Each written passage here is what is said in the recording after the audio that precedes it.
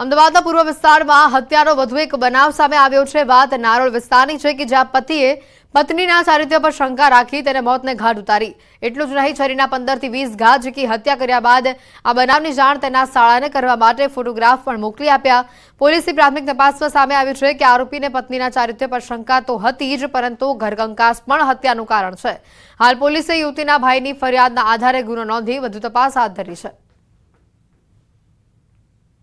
ઝઘડાનું મુખ્ય કારણ કુટુંબના નાના મોટા ઝઘડા તેમજ ચારિત્ર્ય પર શંકાનો વિષય હાલની તપાસમાં બહાર આવે છે। બનાસકાંઠાના પાલનપુરમાં એસટી બસ પોર્ટમાં જાહેરમાં અશ્લીલ હરકતો કરતા યુવક યુવતીનો વિડીયો વાયરલ થયો છે। એસટી પોર્ટમાં જાહેરમાં જ યુવક યુવતી અશ્લીલ હરકતો કરતા હતા। આ વિસ્તારમાં અગાઉ 2 યુવતીઓએ પોલીસના ડરથી ત્રીજા માળેથી ઝંપલાવી હોવાનો પણ બનાવ સામે આવી ચૂક્યો છે।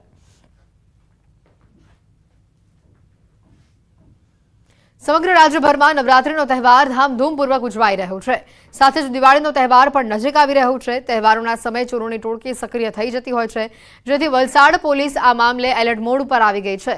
પોલીસ દ્વારા વાપીમાં વિવિધ વેપારી સંગઠનો અને દુકાનદારો તથા નાણાકીય વ્યવહાર કરતા સંસ્થાઓના પ્રતિનિધિઓની એક બેઠક બોલાવવામાં આવી હતી। બેઠકમાં ઉપસ્થિત જિલ્લાના પોલીસ અધિકારીઓએ દુકાનદારો અને વેપારીઓ સાથે બેંક કર્મીઓને પણ આ તહેવારો દરમિયાન સતર્કતા દાખવવાનું સૂચન કર્યું। સાથે જ આસપાસના વિસ્તારોમાં, દુકાનોમાં, ઓફિસોમાં તેમજ બેંકોમાં સીસીટીવી કેમેરા લગાવવા સહિત સિક્યુરિટી ગાર્ડની વ્યવસ્થા રાખવા માટે પણ સૂચનો કર્યા હતા। અને ગુના ન બને એના માટે શું આપણે અગાઉના પગલાં લઈ શકીએ, જેમ કે સીસીટીવી કેમેરા લગાવવા, એમની અંદર જે માણસો કામ કરે છે એ લોકોને વેરિફિકેશન કરાવવું, સિક્યુરિટી ગાર્ડ રાખવા વગેરે જેવી સૂચનો જે હતા એ અમારા દ્વારા એમને આપવામાં આવેલા છે। છોટાઉદેપુર જિલ્લાના તુરખેડા ગામે એક મહિલાએ રસ્તાના અભાવે જીવ ગુમાવવાનો વારો આવ્યો। એક પ્રસૂતા મહિલા રસ્તાના અભાવે હોસ્પિટલ ન પહોંચી અને રસ્તામાં જ ડિલિવરી થઈ જતા બાળકને તેને જન્મ આપ્યો, પરંતુ મહિલાએ જીવ ગુમાવવાનો વારો આવ્યો। આ બનાવના પગલે હાઈકોર્ટે સુઓ મોટું દાખલ કરી છે। સરકારને 17 તારીખ સુધીમાં રિપોર્ટ રજૂ કરવા માટે જણાવ્યું છે। ગામના લોકો પાકા રોડ રસ્તાથી વંચિત છે, જેના કારણે 108 પણ અહીંયા પહોંચી શકતી નથી। મોબાઈલ નેટવર્કની પણ સુવિધા નથી। ગામ લોકો મહિલાને જોડીનો ઉપયોગ કરી હોસ્પિટલ સુધી પહોંચાડવાનો પ્રયાસ કર્યો હતો, પરંતુ રસ્તામાં જીવ ગુમાવ્યો। મહિલા હોસ્પિટલ સુધી પણ ન પહોંચી શકી। તંત્રને અનેક વખત રજૂઆત કરવા છતાં પણ કોઈ નિરાકરણ આવ્યું નથી, અને જેનો ભોગ ગામ લોકો બની રહ્યા છે।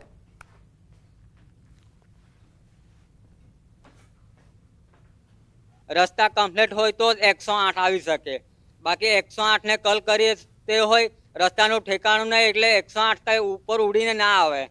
એટલે જ સરકારને કેવું છે કે રોડ રસ્તા કમ્પ્લીટ થઈ જાય અને આવું બીજી લોકોને આવું જોવા અમારે નહીં મળે।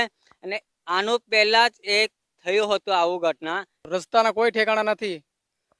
અમારા મૈયત થઈ જાય વાટે રસ્તામાં જોડી બાંધીને લઈ જવું પડે, ખડલા ગામ સુધી લઈ જવું પડે, 7 કિલોમીટર સુધી, પછી આ રસ્તામાં મરી જાય છે। લઈ જતા હતા દવાખાને ચૂલી બાંધીને, અને પછી રસ્તામાં જ ઓફ થઈ ગયા। 108 માં બી નહીં ફોન કર્યો, રસ્તો જ નહીં તો કઈ 108 આવી શકે। અને અમે દર ચૂંટણીએ અહીંથી 107 કિલોમીટર અહીંથી ચાલીને અમે વોટિંગ કરવા જઈએ છીએ। અમારા થોડુંક આગું પડે છે, તોય પણ અમે સરકારને કહીએ છીએ કે થોડુંક રસ્તાના અમારે બીજું તો ન થાય તો પણ રસ્તા થવું જોઈએ થોડાક। અને બધા વિસ્તારના લોકોના છોકરા અમે બધા અભણ છે, ભણે નથી, અહીં નિહારો નથી, નિહારો પણ આગી પડી જાય છે। મેડિકલ સર્વિસીસની ઉણપતા છે એમ કહી શકાય, પણ રસ્તાના અભાવે 108 જેવું વ્હીકલ સરકાર એમ કહે છે કે અમે 108 સર્વિસ આપીએ છીએ, પણ રસ્તાના અભાવે આ બેનનો જીવ ગયો એમ કહું તો ખોટું નહીં કહેવાય। ગુજરાતનું છેલ્લું ગામ જે નર્મદા મૈયાના ખોળે વસેલું તુરખેડા ગામ કવાંટ તાલુકામાં આવેલું છે, અને ખાસ કરીને 1 તારીખે એક મહિલાને તુરખેડા ગામની બચલા ફળિયાની અંદર રહેતી એક મહિલા છે, તેઓને પ્રસૂતાની પીડા ઉપડી હતી, અને તેઓને પરિવારજનો દ્વારા જોલીમાં નાખીને તેઓને લઈ જવામાં આવી રહ્યા હતા હોસ્પિટલ સુધી, પરંતુ રસ્તાના અભાવે જે રસ્તાની અંદર જ આજે મહિલાને ડિલિવરી થઈ ગઈ હતી, અને જે મહિલાએ જે બાળકીને જન્મ આપ્યો હતો, પરંતુ બાળકીનું મોઢું જોયા વગર જે માતા છે તેઓનું મૃત્યુ થયું હતું। ખરેખર શરમજનક બાબત છે। આ બાબતે ન્યૂઝ 18 ગુજરાતીની ટીમ ગ્રાઉન્ડ ઝીરો પર પહોંચી છે અને જે પરિવારજનનું મકાન છે, મકાન જે જોઈ શકો છો કે આ પરિવાર છે, હાલ જે બાળકીને જન્મ આપ્યો છે તે દાદી જે છે તે બાળકીને લઈને ઊભા છે અને આજે તુરખેડાની પરિસ્થિતિની વાત કરવામાં આવે તો તુરખેડા આજે આઝાદીના આટલા વર્ષો બાદ પણ આ ગામના લોકોએ પાકો રસ્તો જોયો નથી। આઝાદીના આટલા વર્ષો બાદ પણ જો આ ગામની મહિલાને આ રીતે જો મૃત્યુ પામતું હોય તો ખરેખર આ ગામના લોકો જે માંગ કરી રહ્યા છે કે પાકા રસ્તા આપવામાં આવે તો અગાઉ પણ કોઈક મહિલાનું મોત ના થાય, અન્ય કોઈ બીમારીથી પીડા હોય તેને બહાર સુધી જવું હોય તો મુશ્કેલી ન પડે તેની તાકીદ રાખે તે ખૂબ જરૂરી છે। સેજબ ખત્રી, ન્યૂઝ 18 ગુજરાતી, છોટાઉદેપુર। સમાચારોમાં હાલ રોકાઈશું એક બ્રેક માટે।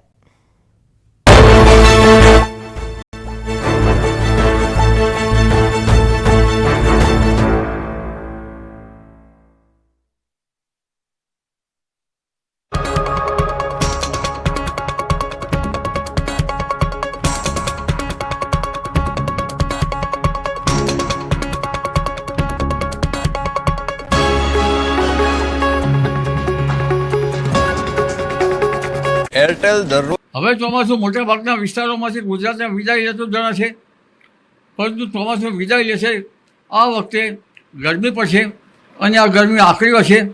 આ ગરમીના કારણે શરદ ઋતુમાં જનધનને હાનિ પણ થવામાં હોય છે, એટલે જનધનને પોતાની આરોગ્યની કાળજી રાખવી રહે।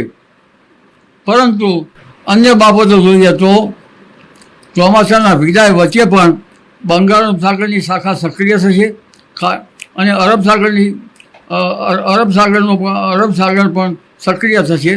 અરબ સાગરમાં તારીખ 7 થી 12 હલચલ જોવા મળશે અને તારીખ 14 થી 20 તારીખ સુધીમાં કે 22 તારીખ સુધીમાં એક ભારે ચક્રવાત રહેશે।